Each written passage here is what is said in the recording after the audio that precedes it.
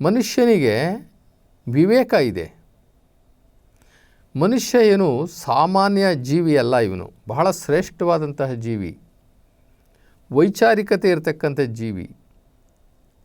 ತಾನು ಆಲೋಚಿಸಿ ನಿರ್ಧಾರ ಮಾಡುವಂತಹ ಶಕ್ತಿ ಇರುವಂಥದ್ದು ಈ ಮನುಷ್ಯನಿಗೆ ಮಾತ್ರ. ಯಾಕೆ ಅಂತಂದರೆ ಮನುಷ್ಯನಿಗೆ ಬುದ್ಧಿ ಇದೆ, ಮನಸ್ಸಿದೆ, ಮೆದುಳಿದೆ, ಚಿತ್ತ ಇದೆ, ಭಾವ ಇದೆ. ಇವು ಪ್ರಾಣಿಗಳಿಗಿಲ್ಲ. ಪ್ರಾಣಿಗಳಿಗೆ ಮನಸ್ಸಿಲ್ಲ, ಭಾವನೆ ಇಲ್ಲ, ಚಿತ್ತ ಇಲ್ಲ, ಮತ್ತು ನಿರ್ಧಾರ ಮಾಡುವಂಥ ಶಕ್ತಿ ಇಲ್ಲ ಅವಕ್ಕೆ. ಈ ಮನುಷ್ಯ ವಿಶೇಷವಾದಂತಹ ಜೀವಿ, ಈ ಸೃಷ್ಟಿಯಲ್ಲೇ ಬಹಳ ವಿಶೇಷವಾದಂತಹ ಜೀವಿ ಅಂತಂದರೆ ಮನುಷ್ಯ. ಆ ಮನುಷ್ಯನಿಗೆ ದೇವರು ಹೆಂಗಿದ್ದಾನೆ ಅಂತ ತಿಳ್ಕೊಳ್ಬೇಕಲ್ಲ. ದೇವರು ಆಕಾರವಾಗಿದ್ದಾನ, ದೇವರು ನಿರಾಕಾರವಾಗಿದ್ದಾನ? ಅವನಿಗೆ ಆಕಾರ ಇದೆಯಾ? ದೇವರು ಅಂತ ಇದ್ದರೆ ಅವನಿಗೆ ಆಕಾರ ಇದೆಯಾ? ಯಾವ ಆಕಾರದಲ್ಲಿದ್ದಾನೆ? ನಿರಾಕಾರವಾಗಿದ್ದರೆ, ನಿರಾಕಾರ ಅಂತಂತಂದರೆ ಅದನ್ನು ಹೇಗೆ ನಾವು ಹೇಳುವಂಥದ್ದು, ವ್ಯಕ್ತಪಡಿಸೋದು ಹೇಗೆ? ಆ ನಿರಾಕಾರ ತತ್ವವನ್ನು ವ್ಯಕ್ತಪಡಿಸೋದಾದರೂ ಹೇಗೆ? ಈಗ ನಿರಾಕಾರ ತತ್ವದಲ್ಲಿ ದೇವರನ್ನು ಪ್ರಾರ್ಥನೆ ಮಾಡೋರು, ದೇವರನ್ನು ಧ್ಯಾನ ಮಾಡುವಂಥವರು 70% ಇದ್ದಾರೆ. ಈ ಭೂಮಿಯ ಮೇಲೆ 70% ಜನ ಇದ್ದಾರೆ. ಆ 70% ಜನ ಆ ದೇವರನ್ನು ಏನಂತ ಕರೀತಾರೆ? ಅಲ್ಲಾ ಅಂತ ಕರೀತಾರೆ, ಯೆಹೋವ ಅಂತ ಕರೀತಾರೆ, ಓಂಕಾರ ಅಂತ ಕರೀತಾರೆ. ನಮ್ಮ ಭಾರತ ದೇಶದಲ್ಲಿ ನಿರಾಕಾರ ದೇವರನ್ನು ಶಿವ ಅಂತ ಕರೀತಾರೆ. ನಿರಾಕಾರ ದೇವರನ್ನು ಶಿವ ಅಂತ ಕರೀತಾರೆ. ಶಿವ ಅಂದರೆ ವ್ಯಕ್ತಿ ಶಿವ ಅಲ್ಲ, ಪಾರ್ವತಿಪತಿ ಶಿವ ಅಲ್ಲ.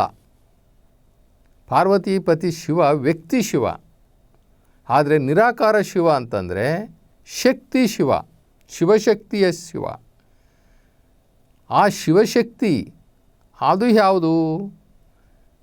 ಅಲ್ಲಾಹ್ ಅಂತಂತಂದರೆ ಮುಸಲ್ಮಾನರು ಏನು ಈ ಜಗತ್ತನ್ನು ಸೃಷ್ಟಿಸಿದಂತಹ ಏಕೈಕನಾದ ಒಡೆಯ ಒಬ್ಬನೇ ದೇವರು ಅಂತ ಹೇಳ್ತಾರಲ್ಲ. ಕ್ರಿಶ್ಚಿಯನ್ರು ಯೆಹೋವ ಒಬ್ಬನೇ ಒಡೆಯ, ಒಬ್ಬನೇ ಸೃಷ್ಟಿಕರ್ತ ಅಂತ ಹೇಳ್ತಾರಲ್ಲ. ಹಾಗೆ ಈ ಹಿಂದೂ ದೇಶದಲ್ಲಿ ಆ ನಿರಾಕಾರ ತತ್ವಕ್ಕೆ, ಆ ನಿರಾಕಾರ ದೇವರಿಗೆ, ಆ ಏಕೈಕನಾದ ನಿರಾಕಾರ ದೇವರಿಗೆ ಭಾರತ ದೇಶದಲ್ಲಿ ಶಿವ ಅಂತ ಕರೆದರು. ಹಾಗಾದರೆ ಮುಸಲ್ಮಾನರಿಗೊಂದು ದೇವರು, ಕ್ರಿಶ್ಚಿಯನ್ರಿಗೊಂದು ದೇವರು, ಇಲ್ಲಿ ಭಾರತ ದೇಶದವ್ರಿಗೆ ದೇವರು 3 ದೇವರು ಅಂತಲ್ಲ. ಎಲ್ಲರಿಗೂ ಒಂದೇ ದೇವರು, ಒಬ್ಬನೇ ಸೂರ್ಯ, ಒಂದೇ ಭೂಮಿ, ಎಲ್ಲರಿಗೂ ಒಂದೇ ಗಾಳಿ, ಎಲ್ಲರಿಗೂ ಒಂದೇ ಆಕಾಶ. ಒಬ್ಬೊಬ್ಬರಿಗೊಂದು ಮಾಡಿಲ್ಲ ದೇವರು. ಅದಕ್ಕೆ ಜಗತ್ತು ಅಂತ ಕರೆದ. ಜಗತ್ತು ಅಂತಂದರೆ ಜೀವ ಜಂತುಗಳು ವಾಸ ಮಾಡುವಂಥ ಒಂದು ವೇದಿಕೆ, ಒಂದು ಭೂಮಿ, ಒಂದು ಪ್ಲ್ಯಾಟ್ಫಾರಮ್. ಇದು ಆ ನಿರಾಕಾರ ಶಿವನ ನಾಟಕ ರಂಗ. ಒಬ್ಬೊಬ್ಬರಿಗೂ ಒಂದೊಂದು ಪಾತ್ರವನ್ನು ಕೊಡ್ತಾನೆ, ಈ ಜಗತ್ತನ್ನು ನಡೆಸ್ತಾನೆ. ಒಬ್ಬೊಬ್ಬರಿಗೂ ಒಂದೊಂದು ಕರ್ತವ್ಯವನ್ನು ಕೊಡ್ತಾನೆ, ಈ ಜಗತ್ತನ್ನು ನಡೆಸ್ತಾನೆ. ಅವನು ಸೂತ್ರಧಾರ. ಈ ಜಗತ್ತಿನ ಮಾನವರೆಲ್ಲರೂ ಪಾತ್ರಧಾರಿಗಳು. ಈ ಜಗತ್ತು ಒಂದು ಪಾತ್ರದ ವೇದಿಕೆ, ನಾಟಕದ ವೇದಿಕೆ.